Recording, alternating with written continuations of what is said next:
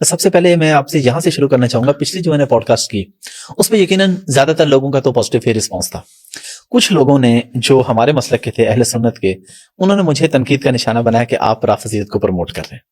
اور دوسری طرف کچھ اہل تشیع ہمارے بھائیوں نے آ کے کمنٹ کیے کہ یہ علامہ صاحب سنی ہیں، یہ شیعہ ہیں ہی نہیں، ان کا ہمارے ساتھ کوئی تعلق نہیں ہے، تو تم نے اگر شیعہ پہ کوئی بات کرنی ہے تو فلاں عالم سے یا کسی اور عالم سے کرو.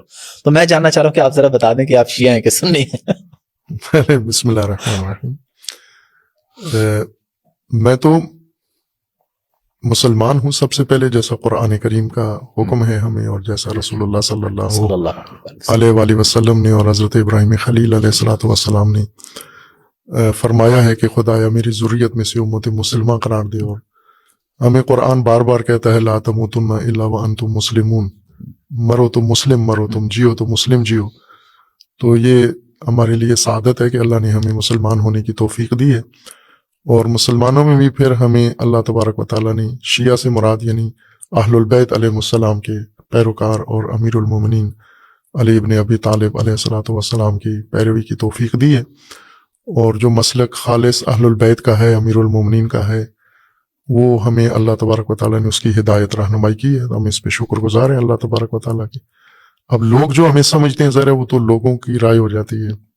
کچھ ممکن ہے ہمیں مسلم ہی نہ سمجھتے ہوں، کچھ ممکن ہے ہمیں شیعہ نہ سمجھتے ہوں، کچھ مسلم ہیں، کچھ ممکن ہے ہمیں مختلف لوگوں کی جتنی ذہنیتیں آراء ہیں اتنے ان کے اقوال ہیں. اب ہم ان کے ذہنوں میں تو جا کر نہیں صفائی کر سکتے، تو وہ تو خود ان کا اپنا فریضہ ہے. جس طرح سنیوں میں ہے کہ دیوبندی ہیں، بریلوی ہیں، یا اہل حدیث اپنے آپ کو جو بھی اگر اہل سنت کہتے ہیں، تو اس طرح شیعہ میں بھی کوئی ڈفرینٹ مذاہب ہیں، ڈفرینٹ مسالک ہیں.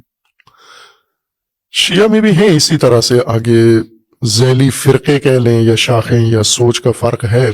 کچھ بنیادی مسائل میں ہے اور کچھ فرعی مسائل میں ہے، اور کچھ رسوماتی پہلوؤں سے ہے، بنیادی مسائل میں نہیں ہے. مثلا عقیدے کے لحاظ سے ہم دیکھیں تو کچھ ایسے لوگ ہیں جو اپنے آپ کو شیعہ کہتے ہیں اور ان کا اعتقاد اہل البیت علیہ السلام کے بارے میں، ائمہ اطہار علیہ السلام کے بارے میں وہ نہیں ہے جو عموماً شیعہ کا ہے، عام شیعہ یا مشہور شیعہ کا اعتقاد ہے.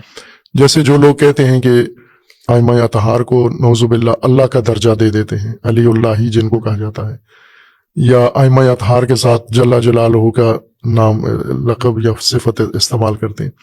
ایسے ہیں، پاکستان میں بھی ہیں، خطیب بھی ہیں، ذاکر بھی ہیں. تو یہ اپنے آپ کو شیعہ کہتے ہیں، لیکن یہ شیعہ کے اس میرٹ پر نہیں اترتے. چونکہ شیعہ اس کو کہتے ہیں جو اللہ تبارک و تعالیٰ کی توحید کا معتقد ہو، جو رسول اللہ صلی اللہ علیہ وآلہ وسلم کی نبوت و خاتمیت کا اقرار کرتا ہو، اور جو اہل البیت علیہ السلام کے مقام و ولایت کا قائل ہو، اس کو شیعہ کہتے ہیں. لیکن جو ائمہ اہل البیت کو امام نہیں اللہ مانتا ہے تو ظاہر ہے وہ مسلمان ہی نہیں ہے سرے سے، شیعہ ہونا تو دور کی بات ہے آگے. تو ایسے فرق ہیں، بعض فرعی مسائل میں ہیں، بعض جزئی مسائل میں ہیں. لیکن جس طرح اہل سنت میں ایک تفریق ہو گئی ہے کہ بریلوی مسلک ایک ٹائٹل کے ساتھ علیحدہ ہو گئے ہیں، اپنی پہچان بنا لی ہے. دیوبند مسلک نے اپنے ٹائٹل کے ساتھ ایک پہچان بنا لی ہے، اہل حدیث نے اسی طرح. ابھی تک شیعوں میں یہ کام نہیں ہوا. شیعوں میں سب شیعہ ہی کہلاتے ہیں، اور یہ بڑی الجھن ہے شیعوں کے اندر بھی اور باہر والوں کے لیے بھی، اہل سنت کے لیے بھی، کہ کس کو شیعہ کہیں ہم. یہ متضاد لوگ ہیں، متضاد فکر رکھتے ہیں، اور سب شیعہ کہلاتے ہیں، تو وہ بھی کنفیوز ہوتے ہیں. تو میں تو یہ کہتا ہوں کہ اسی طرح ہو جانا چاہیے جیسے اہل سنت میں ٹائٹل کے ساتھ تفریق ہو گئی ہے علیحدہ علیحدہ. چونکہ مثلا غالی جو شرک کرتے ہیں وہ بھی شیعہ کہلائیں، اور جو توحید کے قائل ہیں وہ بھی اپنے آپ کو شیعہ کہلائیں. تو لوگ کنفیوز ہو جاتے ہیں کہ یہ تو وہ پھر جو موحدین ہیں ان کو بھی ایسا ہی سمجھتے ہیں. ایسی ایک تاثیر موجود ہے اس وقت. مثلا آپ چونکہ سوشل میڈیا میں ہیں اور مؤثر شخصیت ہیں، آپ کو زیادہ ان چیزوں سے سروکار رہتا ہے. مثلا میڈیا میں اکثر ممکن ہے میں نے آپ کی جو میرے ساتھ گفتگو ہوئی تھی اس کے پورا وقت نہیں ہوتا، میں کم سوشل میڈیا دیکھتا ہوں. 3-3.5 گھنٹے کی تو پوڈ کاسٹ. ہاں، نیچے جنہیں کمنٹس جو آئے اس میں یقیناً یہ آئے ہوں گے کہ یہ تو فلاں کو بھی نہیں مانتے، یہ تو فلاں کو بھی نہیں مانتے، اس طرح کی. اب ظاہر ہے کہ ان کے ذہنوں میں یہی بیٹھا ہوا ہے کہ اگر کسی جگہ پر انہوں نے کسی شیعہ کہلانے والے شخص سے، ذاکر خطیب سے کوئی بات سنی ہے تو وہ سمجھتے ہیں کہ شیعہ علماء فقہا بھی ایسی ہی سوچ رکھتے ہیں.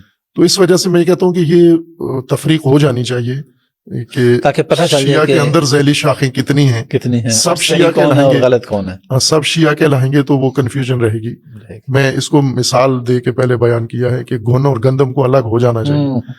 ٹھیک ہے. ہاں، اس کو ایک ساتھ وزن بڑھانے کے لیے دونوں کو اکٹھا نہ نہیں رکھیں، ہونا چاہیے. یہ تفریق ہو جانی چاہیے. بالکل ٹھیک ہے.